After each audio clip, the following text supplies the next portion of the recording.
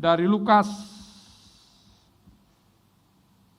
pasal 9 ayat 28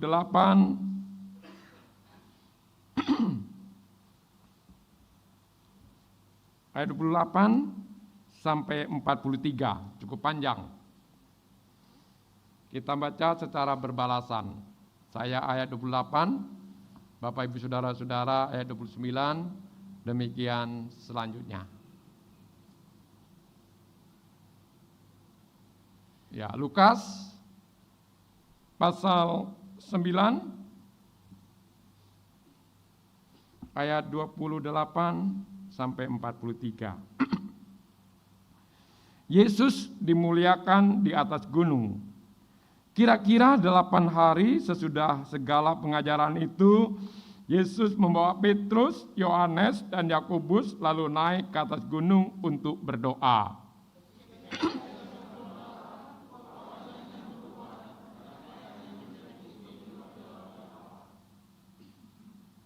Dan tampaklah 2 orang berbicara dengan dia, yaitu Musa dan Elia.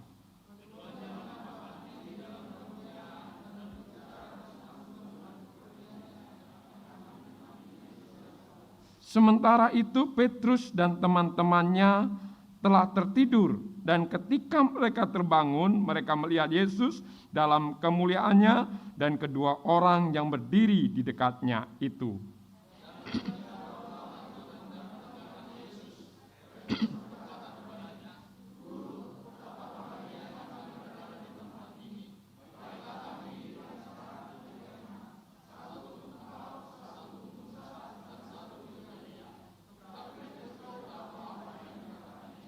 Sementara ia berkata demikian, datanglah awan menaungi mereka, dan ketika mereka masuk ke dalam awan itu, takutlah mereka.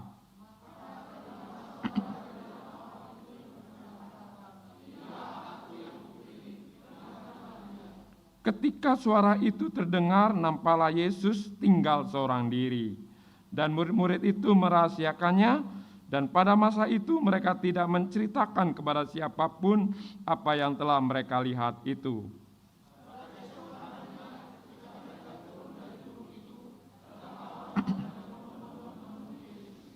Seorang dari orang banyak itu berseru, katanya, "Guru, aku memohon supaya engkau menengok anakku, sebab ia adalah satu-satunya anakku.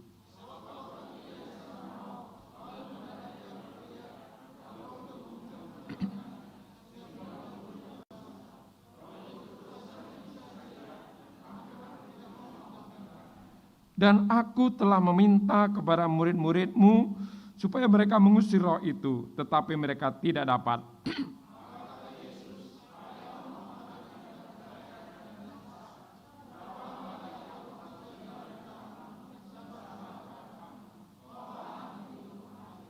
Dan ketika anak itu mendekati Yesus, setan itu membantingnya ke tanah dan menggoncang-goncangnya. Tetapi Yesus menegur roh jahat itu dengan keras, dan dia menyembuhkan anak itu, lalu mengembalikannya kepada ayahnya.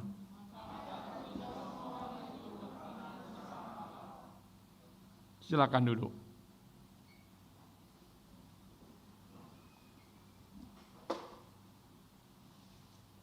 Bapak, Ibu, dan saudara-saudara yang dikasihi Tuhan, turun gunung. Ya, turun gunung. Apa maknanya turun gunung? Turun gunung dilakukan biasanya oleh murid-murid pencak silat. Mereka berlatih setahun, 2 tahun, 10 tahun, kemudian setelah itu mereka disuruh turun gunung. Untuk apa? Untuk mengabdikan ilmunya, bagi kebaikan, juga bagi kebenaran, juga bagi kemanusiaan. Turun gunung juga adalah ada seorang pendekar yang selama ini tersembunyi, tidak muncul-muncul. Tapi karena dunia semakin kacau, semakin jahat, kejahatan semakin merajalela, kebenaran semakin diabaikan, maka dia juga adalah turun gunung untuk memberantas kejahatan-kejahatan itu, untuk menegakkan kebenaran-kebenaran itu. Turun gunung adalah juga tampilnya seorang pemimpin yang selama ini tidak nampak, tapi pada masa-masa lalu sangat mumpuni di tengah masyarakat, negeri dan bangsa. Tapi karena ada persoalan yang serius, sehingga pemimpin ini turun gunung untuk mengarahkan pengikut-pengikutnya untuk menyatakan kebenaran, keadilan, dan bagi kemanusiaan. Jadi turun gunung ada misi panggilan di sana, misi yang besar bagi seorang pemimpin untuk kebaikan, untuk kebenaran, untuk kesatuan, dan untuk kedamaian, dan untuk sebuah kebebasan. Turun gunung. Ya, turun gunung. Tujuan hidup orang percaya adalah memperkenalkan Yesus Kristus, yang lain ada dalam kandungannya. Jadi tugas saudara dan saya hanya satu sebetulnya, memperkenalkan Yesus kepada dunia, yang lain ada dalam kandungan. Sedangkan tujuan keluarga Kristen adalah mempersiapkan anggota-anggotanya untuk menyambut kedatangan Kristus yang kedua kalinya, yang lain juga ada dalam kandungannya. Bagaimana suatu saat saya sebagai papa, saya sebagai ibu, saya sebagai anak siap menyambut kedatangan Kristus. Ready or not, Jesus is coming. Itulah kehidupan kita yang sesungguhnya. Yang lain ada dalam kandungan-kandungannya. Bapak saudara-saudara, setelah 8 hari sesudah pengajaran tentang penderitaan Yesus, bahwa Yesus harus ke Yerusalem untuk memenuhi janji Allah Bapanya bagi penebusan dunia dan umat manusia. Yesus siap via dolorosa menderita bagi kehidupan dunia dan umat manusia. Yesus membawa Petrus, Yohanes, dan Yakobus. Mereka ini adalah saksi hidup, dan mereka ini adalah soko guru, telah menemani Tuhan Yesus Kristus ketika Yesus membangkitkan anak perempuan Yairus dari kematiannya. Petrus, Yohanes, dan Yakobus, silakan lihat, ada kebangkitan dari kematian. Dan Yesus, Petrus, dan Yakobus, dan Yohanes ini juga akan menyaksikan pergumulan Yesus di Taman Getsemani. Meskipun saat itu mereka tertidur. Bapak saudara-saudara, jadi ketiga peristiwa ini mengingatkan kepada kita, seperti Paulus katakan, dari semua imanku, kesaksianku, pelayananku, dan hidupku, aku ingin mengingat akan kematian dan kebangkitannya.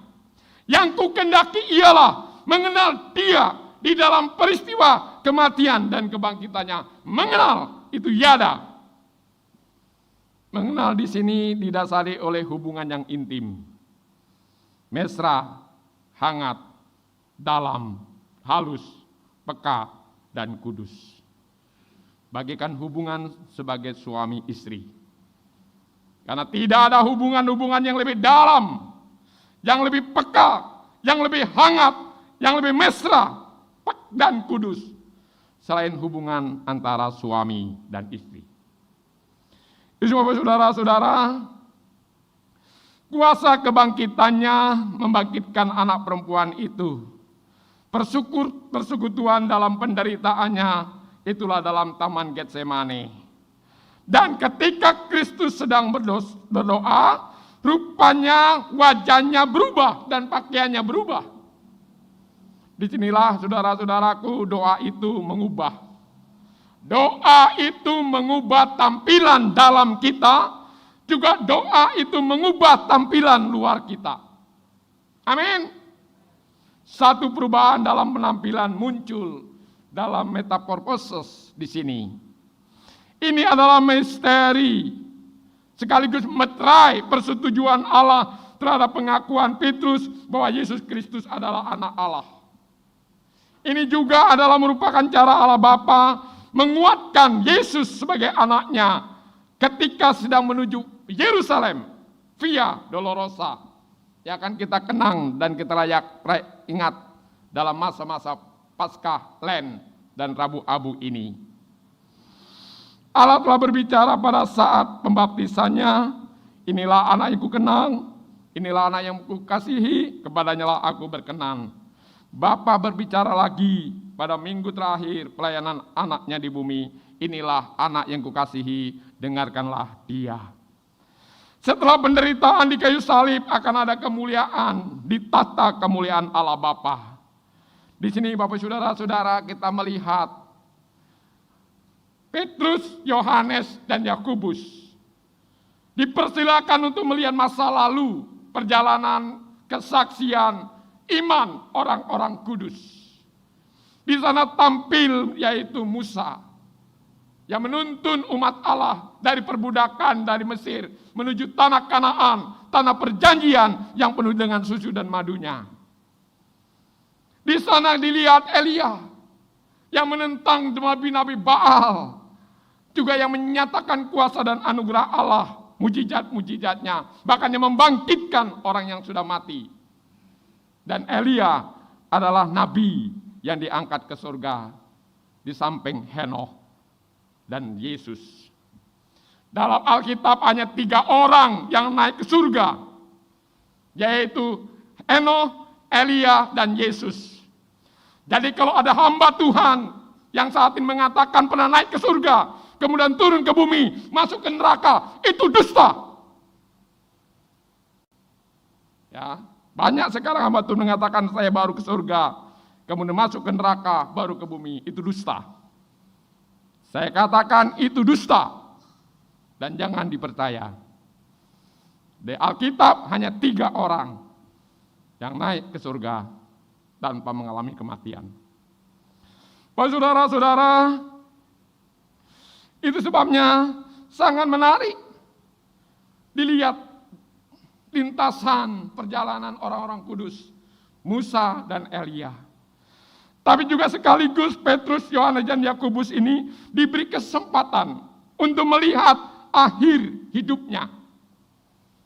Akhir hidup saudara-saudara di mana? Akhir hidup Petrus, Yohanes di mana? Di dalam kemuliaan, bersama-sama dengan Allah, bersama-sama dengan orang kudusnya, Elia dan Musa, dan dirimu pun ada dalam kemuliaan. Bapak saudara-saudara, awal itu penting, tapi lebih penting adalah akhir. Kadang-kadang kita mendengar, kita ini mau dibawa kemana sih?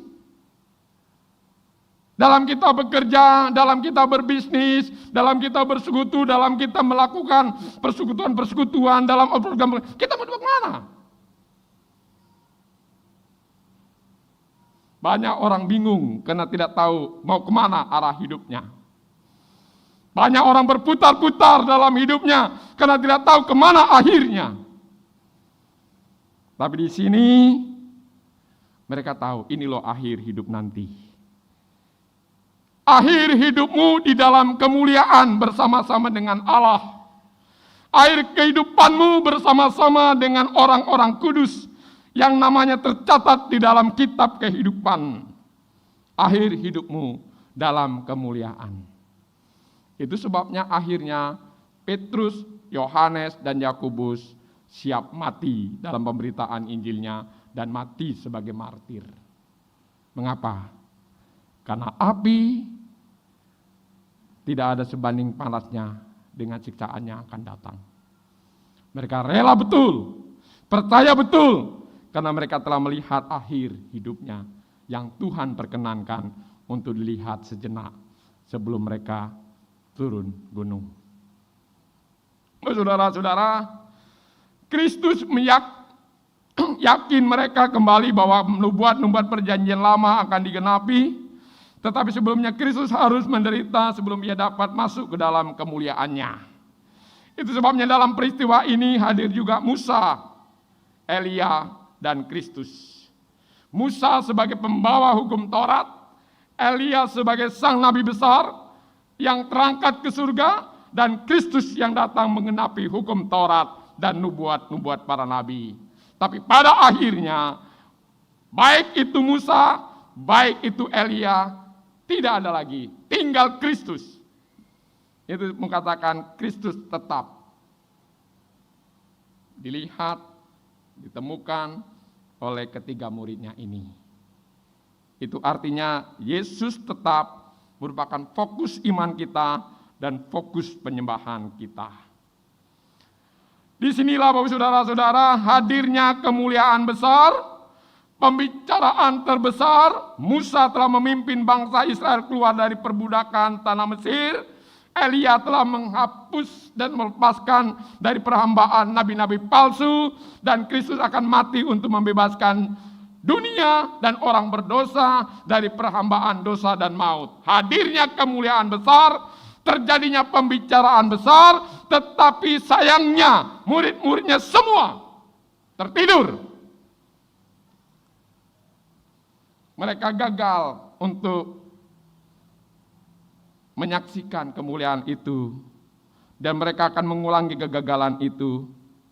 Ya, hadirnya kemuliaan besar, pembicaraan besar, tapi kita sering tertidur. Misi Allah, misi gereja adalah guna menyatakan keadilan kerajaan Allah, menyatakan kemuliaan Allah, tapi banyak orang Kristen yang sedang tidur. Pembicaraan terbesar firman Allah dibicarakan, diberitakan, tapi banyak jemaat yang tertidur. Saya nggak tahu Bapak Saudara-saudara, tatkala hadir dalam ruangan ini 1,5 jam, mampu nggak kita siuman? Mampu nggak kita dengan sadar, tanpa tidur, dan pikiran yang lain-lain? Kadang-kadang banyak sekarang sedang tren, sedangkan dengan khotbah, buka juga YouTube. Jalan juga bisnis. Jalan juga WA.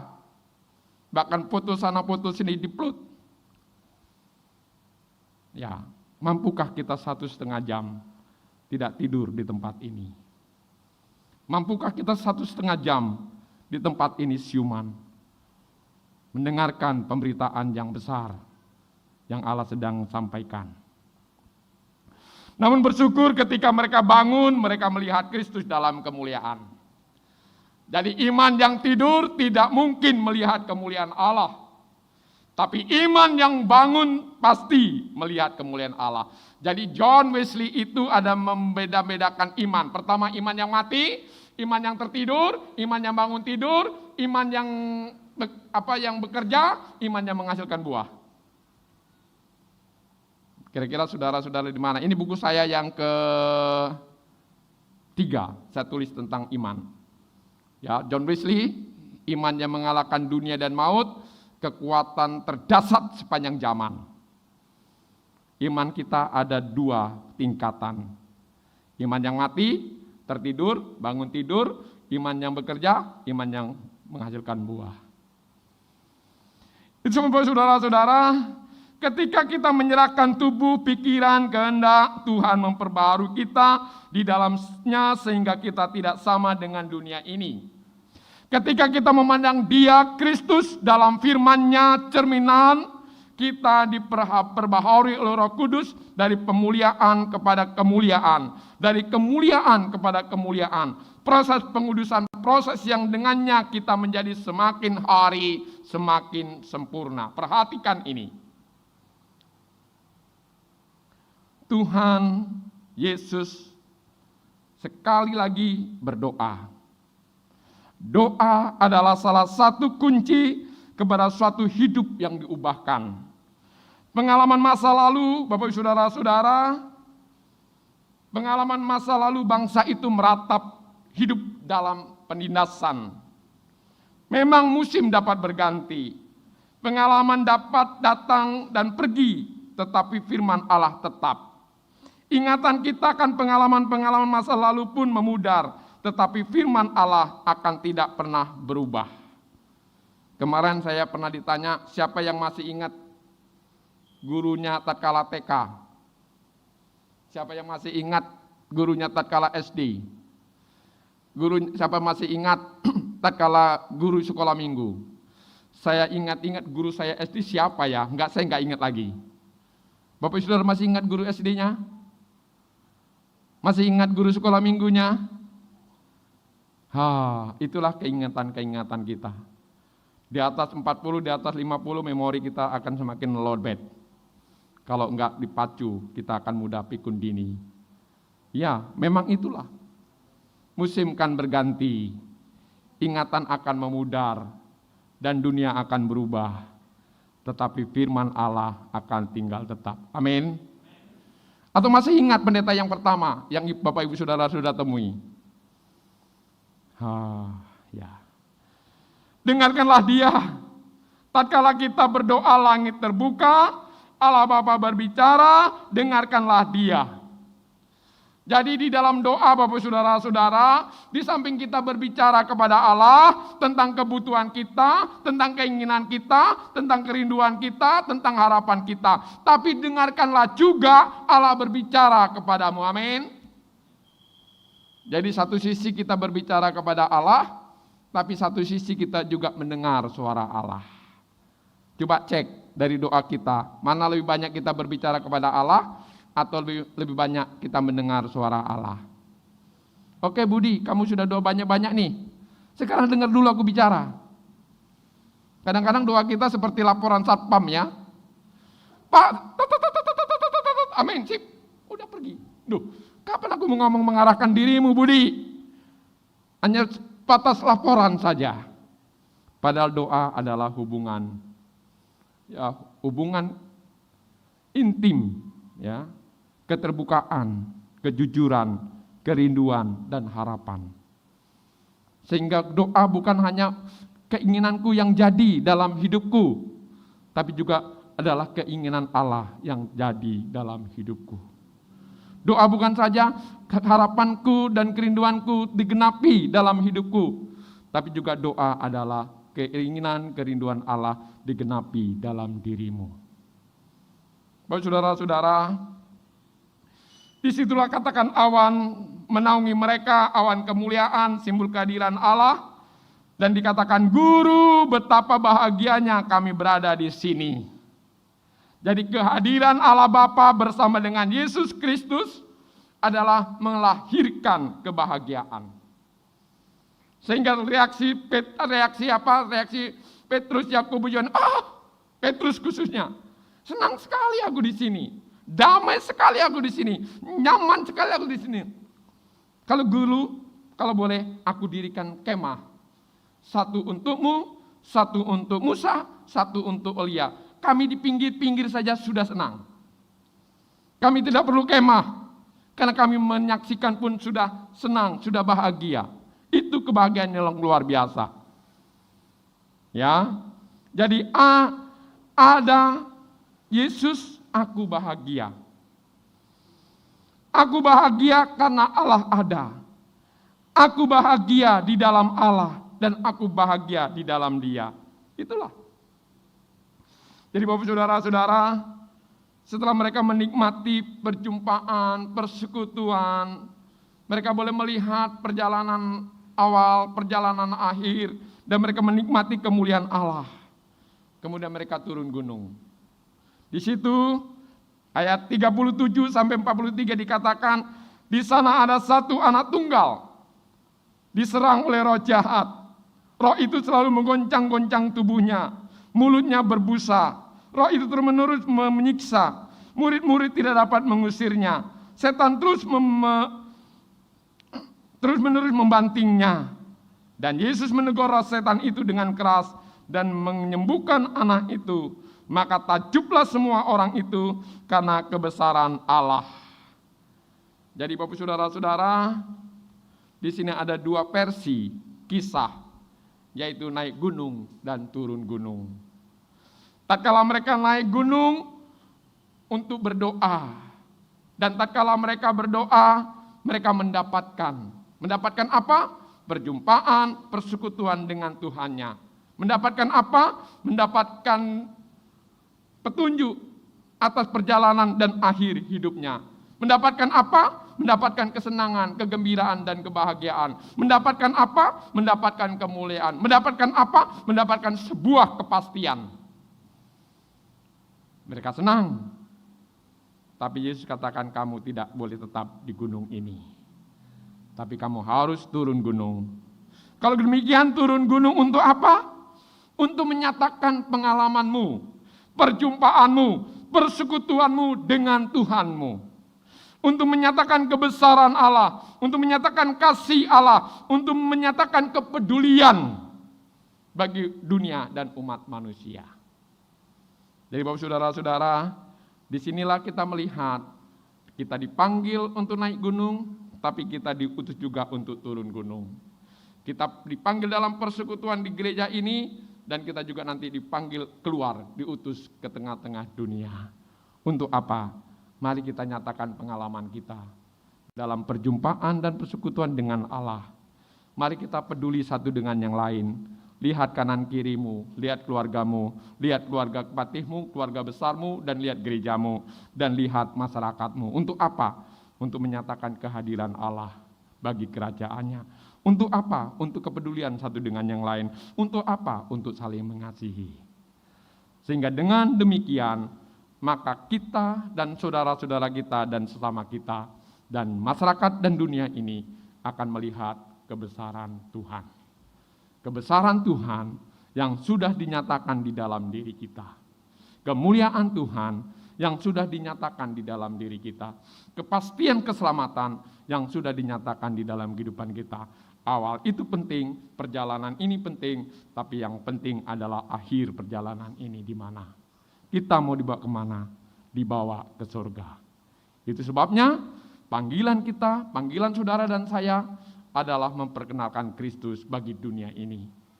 Yang lain ada dalam kandungannya. Panggilan kita bagi keluarga kita, tugas bagi keluarga kita adalah mempersiapkan semua untuk menyambut kedatangannya. Dalam semua ini, Kristus sudah kerjakan bagi kita, dan biarlah kita juga mengerjakan bagian kita.